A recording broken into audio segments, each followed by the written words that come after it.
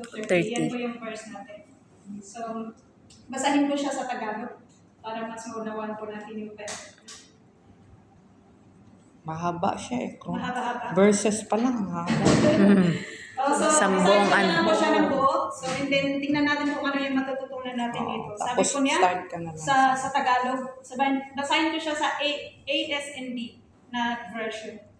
Sabi po dito, verse 1, pagkatapos nakipaglaban ang mga Moabita at mga Amonita kasama ng ibang mga Meuneo kay Jehoshaphat. May mga taong pumunta kay Jehoshaphat at nagsabi, napakarami pong sundalo ang papalapit upang lusubin kayo. Sila'y galing sa Edom. Sa kabilang bahagi ng dagat na patay.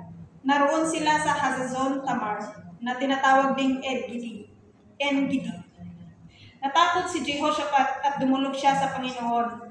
At nagbutos siya na mag-ayuno ang lahat ng taga-Huda. Kaya nagtipon ang mga tao mula sa lahat ng bayan ng Huda upang humingi ng tulong sa Panginoon. Tumayo si Jehoshaphat sa harapan ng mamamayan ng Juda at ng Jerusalem doon sa harap ng templo ng Panginoon, sa harapan ng bagong bakuran nito.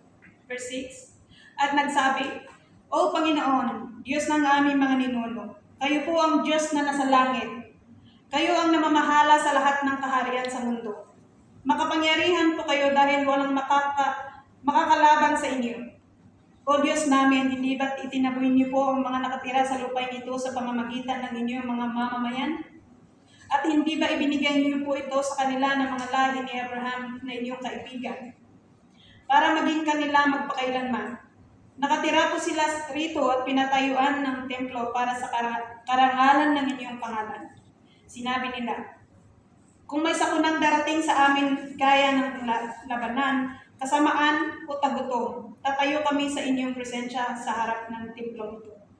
Kung saan pinararangalan kayo, hihingi kami ng tulong sa inyo sa aming kahirapan at pakikinggan niyo kami at ililigtas. Verse 10, ngayon, nilulusob kami ng mga tao mula sa Amon, Moab at bundok ng Seir. Noon, ang mga teritoryo nila ay hindi niyo pinapayagang sakupin ng mga Israelita nang lumabas sila sa Ehipto.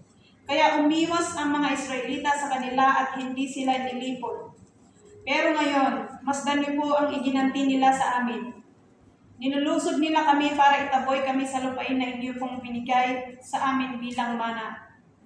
O Diyos namin, hindi niyo po ba sila parurusahan? Sapagkat wala kami kakayahang humarap sa napakaraming sundalo na lumulubsob sa amin. So tingnan niyo no, si Jehoshaphat na kinausap niya yung Lord, nanalangin siya. Kinausap niya yung taga-Huda na mag-fasting sila. Kasi meron niyang so lulusob sa kanila. So ang ginawa niya is kinausap niya ng mga taga-Huda para to seek the Lord. So nag-declare siya ng prayer and fasting. At nanalangin siya. Pinaalala niya sa Panginoon. Pinaalala niya sa Panginoon kung ano man yung pangako niya.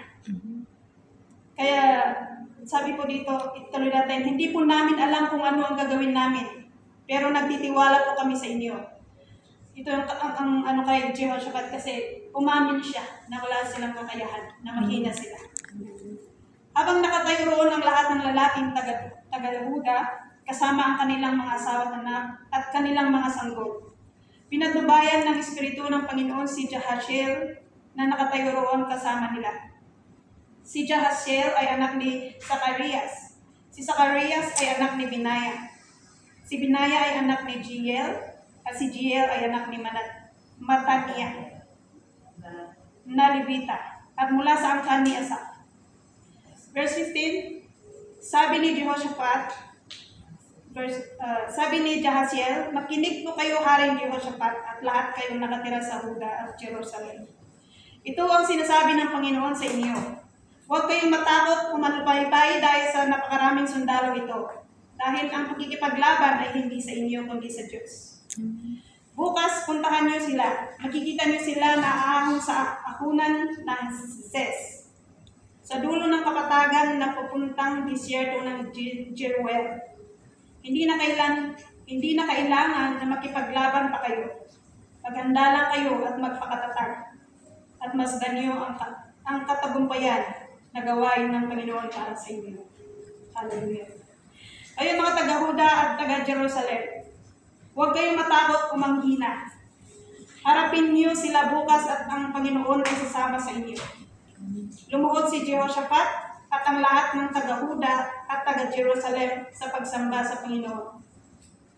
Pagkatapos, tumayo ang ibang mga Levita mula sa mga pamilya ni Kohat at Korah at nagpuri sa Panginoon, ang Diyos ng Israel sa napakalakas na tinig.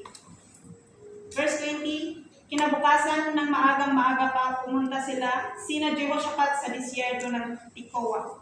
Habang naglalakad sila, huminto si Jehoshaphat at nagsabi, "Pakinggan niyo ako, kayong taga-Huda at taga-Jerusalem.